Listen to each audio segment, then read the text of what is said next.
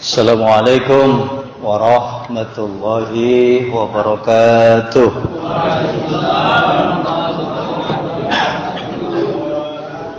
Alhamdulillahilladzi an'amana bi ni'matil imani wal islam. Asyhadu an la ilaha illallahul malikul alam. Asyhadu anna sayyidana wa nabiyyana Muhammadan abduhu wa rasuluhu al-mab'usu li jami'il anam. Allahumma salli wa sallim wa barik wa karrim wa 'azim ala habibina wa syafiina wa qurrati a'yunina wa maulana Muhammad wa ala alihi wa ashabihi wa man tabi'al huda ila yaumil qiyamah. Amma ba'd, faqad qala Allah Ta'ala fi kitabihil karim wa huwa asdaqul qailin. A'udzu billahi minasy syaithanir rajim. Bismillahirrahmanirrahim. Ya ayyuhalladzina amanu taqullaha wal tanzur nafsum ma qaddamat lighad. واتقوا الله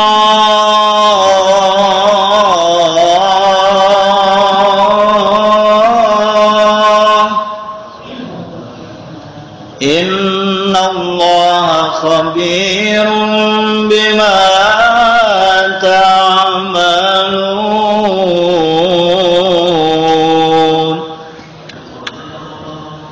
Waqala Rasulullah sallallahu alaihi wasallam, khairun nas man tala umruhu wa hasuna amaluhu wa sa'an nas man tala umruhu wa sa'a amaluhu. Wa qala fi hadisin akhar, khairun nas anfa'uhum linnas. Wa qala aidan ittaqilla haitsuma kunta wa adi sayyi'atal hasanah tamhuha wa khaliqin nas bi khuluqin hasan.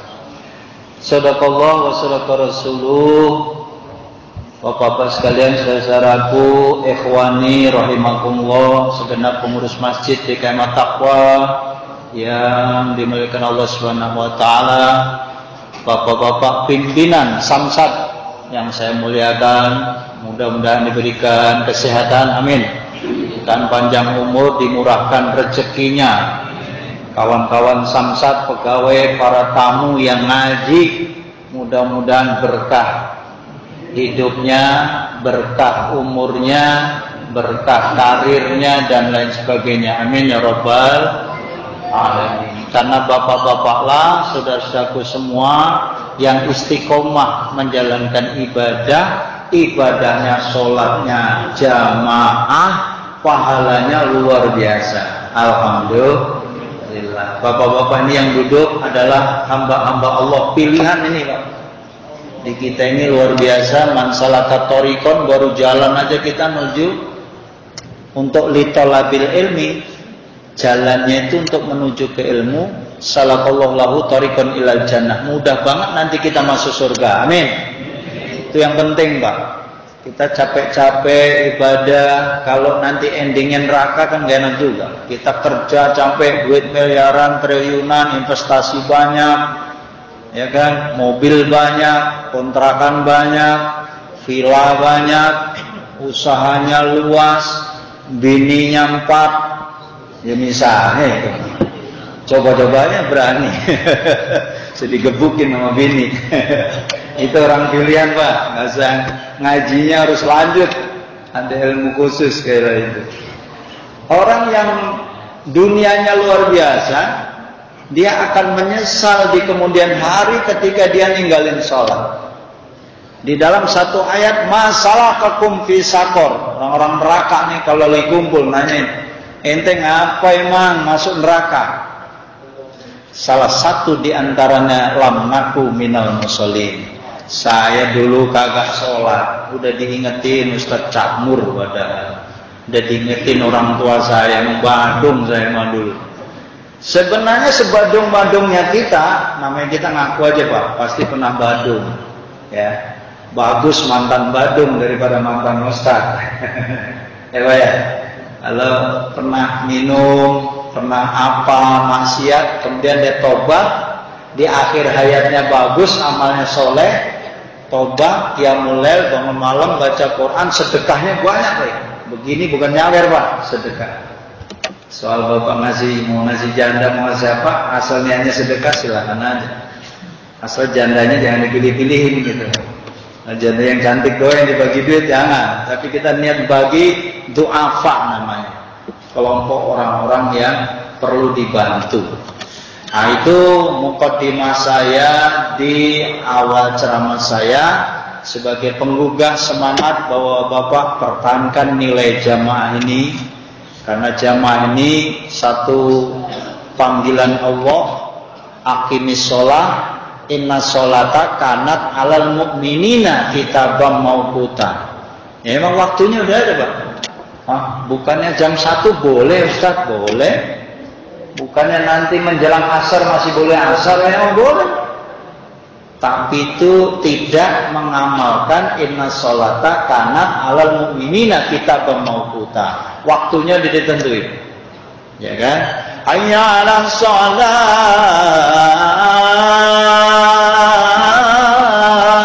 Kita udah ingat tuh Pak. Makanya muazin pahalanya gede banget tuh Pak. Cuman sayangnya di Indonesia ini gaji muazin masih murah.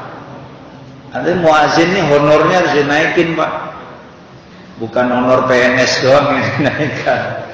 Honor pejabat, honor TNI, honor Polri, ya kan? Sebagaimana janji capres semalam itu, Bapak mau naik semua. Nah saya minta yang P3K, honor-honor non PNS naikin juga Pak.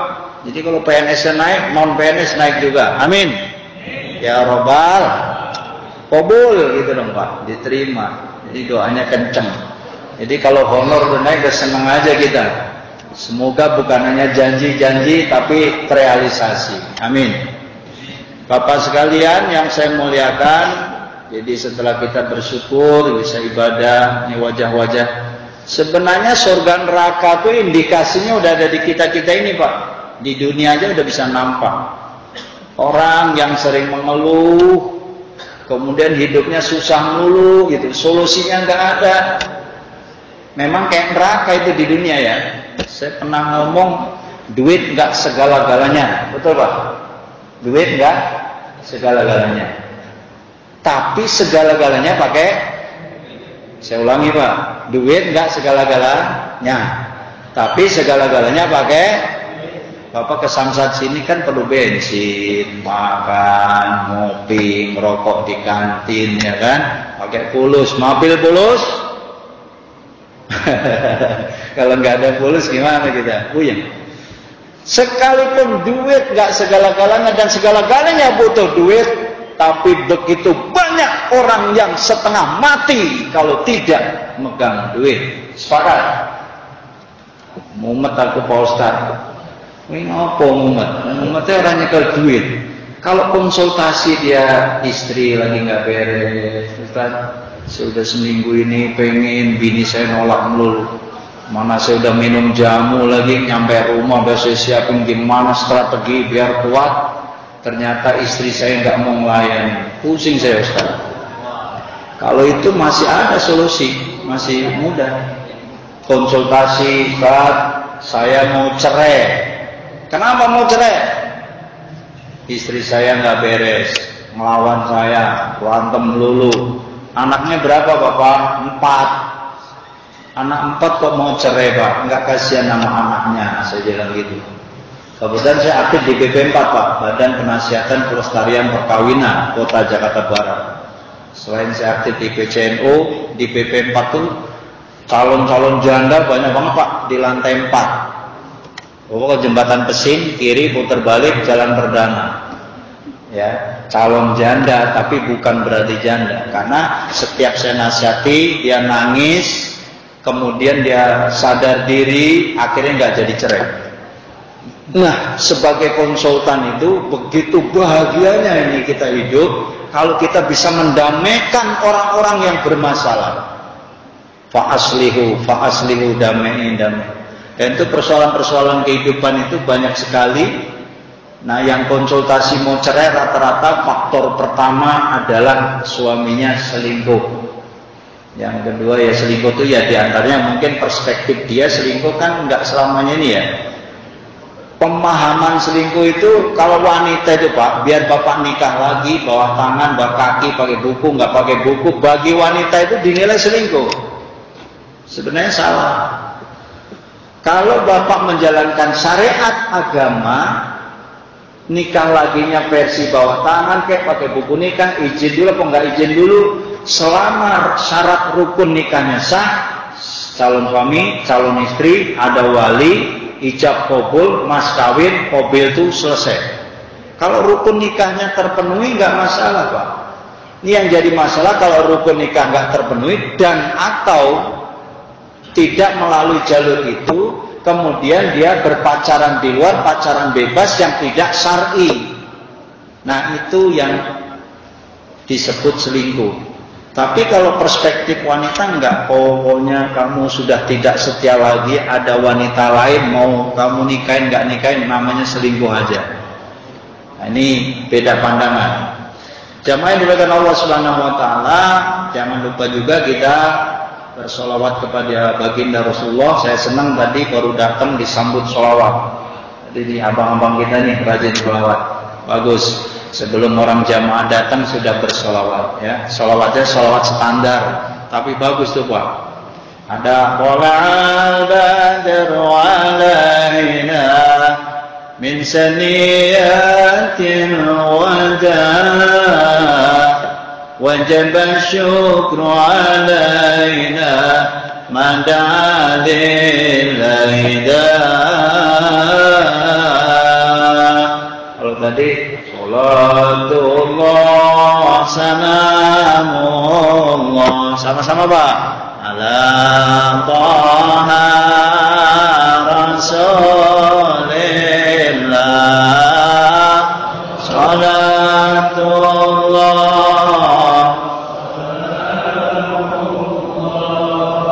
ala yasin habibillah. Hafal tawassalna bismillah wa bil hadi rasulillah wa kulli mujahidin lillah bihadil ya Allah. Sallallahu alaihi Muhammad. Indahnya bersolawat dengan berbagai lagu. Bapak kalau nyanyi di rumah itu boleh solawat versi macam-macam. Ada solawat naria, tibil kulub. Itu dibagusin aja Pak. Jadi bukan kalau pagi Bapak, tapi saya hobi musik Ustadz. Gimana musik menurut Kanjeng Nabi? Boleh. Musik yang nggak cingkrak-cingkrak. Memang yang nggak disuka itu yang cingkrak-cingkrak ya, yang memancing maksiat. Tapi banyak juga gambus ya kan, solawatan, gambus versi Arabik, Bapak dengerin juga. Ya wabil khusus solawatan yang seperti ini.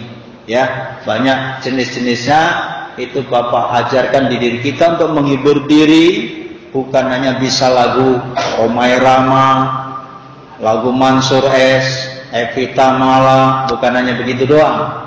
Kalau itu saya nggak bisa ngelarang dah. Dilarang juga susah Pak Ustadz. Saya memang senangnya hobinya lagu Mansur ya. Silakan aja. Namanya juga hiburan. Saya Romai Rama Pak Ustadz, penggemar kelas berat. Semua lagu Roma saya hafal. Silakan, tapi Qurannya jangan lupa dihafal. Setuju Pak? Bapak nyanyi aja, tapi Quran juga dirawat.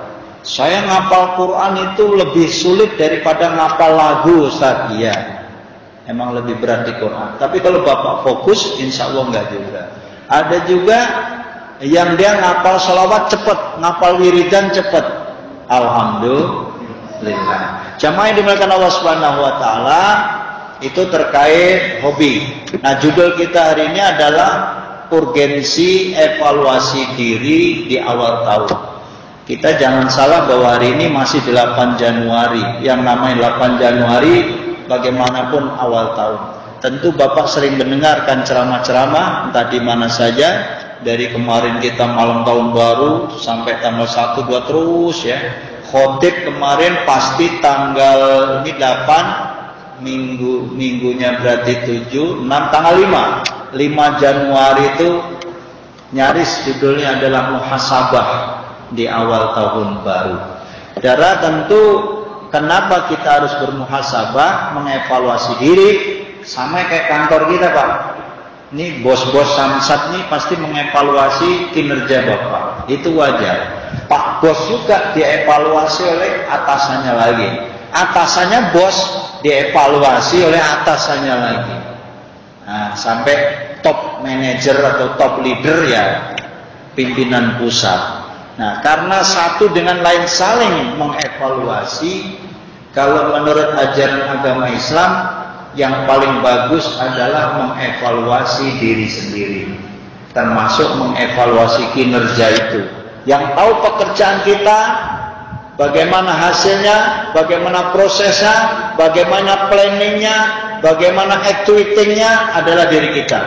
Kita punya planning, punya perencanaan, tapi nggak didukung dengan anggaran atau anggarannya kurang, maka pelaksanaannya otomatis bagaimana itu? Tentu banyak evaluasi. Belum di akhir tahun gini kita harus mempertanggungjawabkan semua kinerja kita dari Januari sampai Desember. Betul apa betul, Pak? Itu perkantoran, Pak Ustadz. Iya. Kepada Allah pun kita harus bikin muhasabah, evaluasi, lapor. Apa yang harus kita laporkan ke Allah? Banyak hal. Ya Allah, Januari kemarin saya baru bisa umroh. Bulan Februari kemarin saya santunan anak yatim, itu apa di kanan kiri saya. Maret saya ngadain maulid Nabi, saya ketua panitia maulid. Ya Allah, saya habis 10 juta di maulid. Ini mengadu curhat ke Allah, walaupun Allah punya catatan. Gak usah laporan kalau ke Allah, Ustadz. Udah ada malaikat rokib dan atid, iya. Tapi kita mengadukan diri kepada Allah. Begitu banyak amal soleh yang Bapak kerjakan dari Januari, Februari, Maret. Ya, misalnya kita membangun masjid. Saya panitia Ustadz, nyari-nyari proposal untuk membangun masjid di kampung saya. Oh, masjid di Jabodetabek udah cakep-cakep. Saya asal dari Jawa Tengah, Jawa Timur. Sumbangan Bapak nyampe ditransfer ke Jawa di bulan apa tuh? Mei. Nah, bulan Juninya Bapak motong kambing korban misalnya. Itu laporan kinerja ibadah kita kepada Allah SWT bisa kita corakan. Ya Allah, setidaknya saya punya ini. Setelah itu apa evaluasi? Ya Allah, tapi saya juga masih banyak dosa nih. Januari kemarin dosa saya apa ya? Ya yang ingatkan kita sendiri. Di Februari saya punya dosa, di Maret saya punya dosa, sampai di Desember saya punya dosa. Seimbangkah dosa kita dengan perbuatan amal soleh kita itu? Yang tahu adalah diri kita. Jamaah yang dimuliakan Allah Subhanahu wa taala, karenanya Quran surat Al-Hasr surat ke-59 ayat 18 yang saya sampaikan tadi itu kita udah hafal, karena ini ayat tahunan. Biasanya jamaah yang ngaji-ngaji udah biasa. Tadi yang saya baca pakai lagu itu, ya ayyuhalladzina amanu taqullah, wahai orang yang beriman, yang dipanggil kita nih, taqwa nomor 1, baru wal tandur nafsum ma qaddamat lighad, supaya kita memperhatikan diri kita ini, semua yang sudah berjalan kemarin, ligodin untuk hari besok. Wattaqullah lagi. Nah, suruh bertakwa kepada Allah. Innallaha khabirum bima ta'malun. Sungguhnya Allah Maha waspada, Maha mengetahui bima ta'malun, apa-apa saja yang kalian kerjakan. Nah, karenanya Islam dari aspek perintah ini, itu yang dimaksud ligodin itu adalah evaluasi 11 bulan yang lalu, setahun yang lalu, ligodin untuk tahun baru. Nah, ini hebatnya agama Islam, supaya kinerjanya lebih bagus, visi misinya dibagusin. Setelah ini ketahuan, oh ini kurang anggaran, ini kurang duit, ini kurang, bikin program di tahun berikutnya. Nah setelah bikin program, nanti akhir tahun 2024 kita evaluasi lagi. Itu dari aspek keduniaan Pak. Sebagai pengurus masjid, pengurus NU, organisasi, Muhammadiyah, pengurus RT, pengurus RW, menteri sekalipun harus punya planning, budgeting, controlling, evaluating. Nah, ini ilmiah nih, ngajinya Cak Nur agak ke situ karena bapak-bapak kan memahaminya lebih mudah. Nah, di dalam agama Islam, maka kalau ada karyawan yang SDM-nya males, itu bukan SDM-nya sebenarnya, dia mau pinter, komputer bisa, ilmu ada, sarjana S2, S1. Nah, itu masalah kepribadian. Yang dievaluasi berarti mental, fisik, disiplinnya. Nah, ini kaitan mentalnya obatnya angel ya. Fisik berarti dia olahraga kan, persiapan dan tapi nggak dibohongi juga masalah umur Pak kalau fisik mah, ya kan? Kita sholat aja nggak usah panjang-panjang, ceramah juga nih Pak Ustadz jangan panjang-panjang ya, saya belum makan, belum tidur ya. Saya malah seneng banget kalau ceramahnya singkat. Tapi saya bertanggung jawab Pak, ada waktunya Pak ya, Bapak sabar. Kalau yang mau ada acara silahkan. Terkait dengan evaluasi mental, fisik, disiplin sebagai seorang abdi negara, ini juga perlu dievaluasi. Mental, fisik, disiplinnya sebagai orang beriman, orang Islam, apanya yang harus dimuhasabai Bapak? Ali bin Abi Thalib karramallahu wajhah bilang begini, hasibu anfusakum qabla an tuhasabu. Kata Ali bin Abi Thalib, sahabat Rasul, maka evaluasilah dirimu dulu sebelum mengevaluasi orang lain. Qabla an tuhasabu. Ada lagi, wazinu anfusakum qabla an tuzanu. Timbanglah amal perbuatanmu, ibadahmu, sholatmu, zakatmu, sedekahmu sebelum ditimbang nanti di hari kiamat. Nah ini urgensi daripada muhasabah itu ke situ Pak. Selain tadi muhasabah urusan dunia, kita juga muhasabah di bidang ibadah. Menurut Ibnul Qayyim Al-Jauzi, minimal ada 4 yang harus kita evaluasi. Ada 4 nih Pak, kita bawa pulang. Yang pertama, evaluasi atas perintah Allah, kewajiban yang diberikan kepada kita. Perintah Allah kepada orang beriman apa? Perintahnya apa misalnya? Yang pertama, aqimis sholat, mendirikan sholat. Jadi sholat kita dievaluasi, ya Allah sebenarnya sholat, tapi aku ki sholat orang nate jamaah, ya Allah sholat saya sendirian dulu, berarti saya kurang ya Allah ya, saya masih banyak dosa. Sholat tapi nggak mau jamaah, itu beda lagi Pak. Kalau Bapak pengen meningkat iman takwanya tahun 2024 ini, ya Allah nggak ada urusan, saya wajib jamaah, cakep. Karena Bapak mengevaluasi dirinya 2023 jarang jamaah. Ya kita nggak munafik Pak, pasti kita juga kadang nggak jamaah. Bapak kena macet, ada rapat, ngejar waktu dan lain sebagainya. Tapi yang Bapak bisa wajibkan jamaah apa misalnya? Saya Ustadz zuhur asar nih, kalau di kantor saya bisa jamaah. Nanti di perjalanan Bapak kena macet, maghrib pengen jamaah sholat maghrib di tempat ibadah yang dekat rumah Bapak. Itu ada komitmen gitu. Tapi kalau macet udah azan, belum mandi saya Ustadz, ya udah Allah Maha tahu. Jadi nanti sholat jamaahnya apa Pak? Sholat isya-nya. Nah, ketika isya nggak kebagian jamaah juga, Bapak punya komitmen, ya Allah bangunkan saya menjelang subuh, saya tahajud walaupun dikit, saya bisa jamaah sholat subuh saya. Nah itu namanya komitmen beribadah. Dari aspek memuhasabai diri sejauh mana sholat saya ini. Itu belum masalah khusyuknya Pak. Saya ini sholat karena mertua, apa sholat karena pengen dibagusin oleh jamaah saya, apa saya biar dapat absen khusus dari masyarakat. Ini ribet ini Pak nih. Ini memang nggak kelihatan barang itu, adanya di hati kita. Itu namanya bentuk keikhlasan sholat. Bukan sholat karena diabsen, bukan sholat karena ada mertua, bukan sholat karena ada mantu, bukan sholat karena ada Pak RT, Pak RW, Pak Lurah atau atasan, bukan. Ini mahal lagi Pak, itu kelasnya udah naik lagi tuh Pak. Ya Allah, saya selama ini sebenarnya saya sholat kemarin tuh udah ikhlas belum? Ini yang tahu ikhlas itu Bapak. Dan itu perkara yang sangat sir, yang sangat halus banget. Ya Latif, Allah Latif, ini barang yang lembut. Maka ketika kita sholat yang komunikasi kepada Allah, Allahu Akbar, doa iftitah, Fatihah kita selesai. Tapi ingat tuh Pak, ya aduh STNK belum kebayar, anak saya kuliah belum bayar, mana bini minta duit lagi, aduh ya Allah. Nah, ini godaane wong sholat. Abot apa abot? Angel, Ustaz.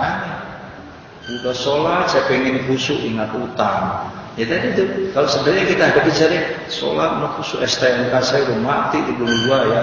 Bini minta, anak kuliah, gua mau jajan, bocah. Nah, bapak mau ngawinin, ya, mau ngawinin anak yang usianya udah tua-tua, udah punya konsep mau ngawinin, belum punya duit. Mana bocah lagi sekolah, lagi biaya-biaya semua. Itulah yuwasbisu fi sudurinas alladzi yuwasbisu fi sudurinas minal jinnati wan nas. Itu setan itu Pak, bisa berupa jin, bisa berupa manusia yang ngajak ke jalan nggak bener aja deh ini. Nah Bapak fokus lagi tuh ketika kayak gitu, langsung rukuk. Allahu Akbar.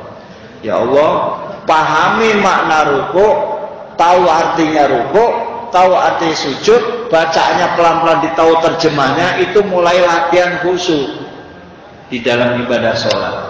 Tapi itu juga setelah tahu belum tentu juga khusyuk. Ini evaluasi satu Pak. Kedua, evaluasi bisa akhirnya sholat wa atuz zakat. Sejauh mana sedekah kita, kalau perlu Bapak tulis tuh sedekah. Saya kemarin nyumbang anak sekolah sekian. Tahun lalu saya sekian, bulan lalu sekian. Bapak punya agenda silahkan. Saya ada proposal nyumbang di Sukabumi, di Cianjur, di mana, di Bogor. Bapak sumbangan Bapak itu catatannya ada. Malaikat rakib atid juga nyatet Bapak. Rakib nyatet yang baik-baik, atid nyatet yang jelek-jelek. Jadi semua amal kita ini ada catatannya. Wa may ya'mal mithqala dzarratin khairan yarah. وَمَنْ يَعْمَلْ مِثْقَالَ ذَرَّةٍ شَرًّا يَرَهُ. Yang baik juga dicatat, yang jelek juga dicatat. Nah doa Bapak mudah-mudahan ketika catatan amal baik itu lebih besar, lebih berat ketimbang amal yang jeleknya. Amin ya Rabbal. Yang pertama, muhasabah. Yang kedua, muhasabah atas larangan Allah. Larangan Allah itu banyak, amar ma'ruf nahi mungkar. Kemungkaran-kemungkaran di mana aja. Kapan saya pernah mabuk? Kapan saya pernah berjudi? Kapan saya pernah berzina? Yang tahu adalah diri kita sendiri. Diingat-ingat aja Pak. Makanya kalau saya ketika ingat-ingat tentang menabrak larangan, Pak polisi aja ada CCTV. Ini motor mobil nih resek nih, lampu merah main dihajar aja. Namanya tilang online ya. Itu Pak di dunia Pak. Sekarang dunia CCTV, maling. Kita kemarin kejadian apa tuh Ustaz? Kaca dipecahin. Ini mohon izin, daerah Kapuk dan sekitarnya kurang pati aman nih Pak. Saya sebenarnya di mana aja. Tapi daerah-daerah tertentu ada yang rawan, dipecahin mobil, spion diambil, CCTV mah ada. Nah, setelah CCTV ada bocahnya tuh, 2 orang naik motor ngambil spion. Terus mau kemana kita? Mau lapor Pak polisi? Ya, nah, prosesnya panjang juga. Pak spion gue ganti aja deh 600.000. Ada yang 8,5, ada yang 6,5, ada yang mahal juga Pak. Nggak apa-apa. Ini contoh-contoh kecil bahwa kita pernah melakukan pelanggaran. Yang narkoba, yang miras, yang judi. Ustaz, semua jenis maksiat, molimo, maling, judi, semua saya lakuin Ustaz. Terus tolong minta petunjuk Ustaz. Apa arahannya? Sederhana. Manusia semua punya masa lalu, cepet tobat, sholat tobat, sampai nafus. Kuwi nek ning gone ulama iki menen direndam dulu nih, bukan dimandiin kembang, Pak. Rendam dulu, baca-bacain, kasih minum, kasih amalan. Amalannya serasa akeh-akeh. Sampai nanti kalau terbang kemana-mana masih ngeliat maksiat sampai pengen lagi. Ya udah, biasanya kalau terjunnya ke toreko suruh puasa. Kuat puasa ora? Puasa kasih hari, puasa 3 hari. Aduh Ustaz, saya nggak kuat puasa. Nah kalau nggak kuat puasa, sholat duha kamu 8 rakaat kalau bisa. Malam nanti tahajud kamu 11. Habis itu baca wirid istighfar 1000 dulu. Latihan pertama 100 sudah ngantuk-ngantuk dia. Nah kalau konsep Ustaz Camur kalau lagi wiridan ngantuk bikin kopi, Pak. Tuh enak apa enak? Bikin kopi, Pak. Astagfirullah, kata Ustaz Camur boleh sambil ngopi. Maksudnya nek ngantuk gawe kopi minum dulu. Habis itu wiridannya dilanjutin lagi. Boleh nggak? Nggak boleh. Emang puasa nggak boleh ngopi. Ngerokok juga boleh. Cuman ya jangan barengan di situ. Bapak ini sajadahnya ya ngopi di situ, ambil ngerokok situ. Itu boleh, Pak. Malam hari tahajud kan dapat 4 rakaat sih, angop dulu. Kalau Rasulullah tuh nggak pernah angop. Ini kita kan beda. Manusia biasa banyak orang azan aja, ya Allah itu azan saya dengar salatu khairun minan naum, dengar ya Allah mau bangunnya susah banget kayak digundeli apa. Nah itu ada wiridannya sebelum sholat, sebelum tidur kulhu, falak, binas, ayat kursi. Belum ngantuk Ustaz nggak bisa tidur, ayat kursi lagi. Belum ngantuk sholawat 100, belum ngantuk istighfar 100, belum ngantuk la haula 100. Itu Imam Ghazali 100 saya serasa akeh-akeh. Nah ini orang itu, Pak. Jadi sekali lagi kita mempunyai masa lalu, pernah berdosa apa saja, tenang aja. Ada ayatnya Ustaz, biar saya senang Ustaz. Saya dengar ceramah yang gini nih, kemarin saya ditakut-takutin neraka multa, yang minum keras neraka. Iya. Yang mabuk neraka, yang ini yang zina, yang apa neraka, semua ini ditakutin neraka mulu. Enggak. Bapak sebagai orang Islam punya wawasan bahwa Allah itu innallaha tawwabur rahim. Allah Maha penerima taubat. Ayatnya Bapak apa? Innahu kana tawwaba. Sungguhnya Allah penerima taubat. Karenanya fatubu ilallah taubatan nasuha. Doanya ikutin saya, Pak. Allahumma nasaluka taubatan nasuha wa nasaluka ridhoka wal jannah wa na'udzubika min sakhatika wan nar. Ustaz panjang amat itu doanya, udah nggak usah panjang-panjang. Istighfar 100, sholawat 100, la haula 100, udah itu aja dulu. Udah saya amalin Ustaz. Baca lagi ya Latif, Allah Latif 129 kali. Udah saya amalin Ustaz. Ya. Setelah itu Bapak buka surat Al-Furqan, surat ke-25, ayatnya hampir terakhir. Begini bunyi. Illa man taba wa amana wa amila amalan shalihan fa ulaika yubaddilullahu sayyi'atihim hasanat wa kana Allahu ghafurur rahim. Itu enaknya Pak, ilaman taba, tobat. Yang kedua amanah, beriman, wa amila amalan soleh. Setelah dia tobat dia rubah semua. Yang nggak puasa jadi puasa, yang nggak tahajud jadi tahajud, yang nggak pernah bersedekah jadi wah ini duit saya banyak banget ini, aku dosa kok akeh men sedekah. As-shadaqah tatqal, saya sedekah dengan uang. Yang punya uang banyak, kok mati orang tiga. Kan mati Bapak nggak mau uang.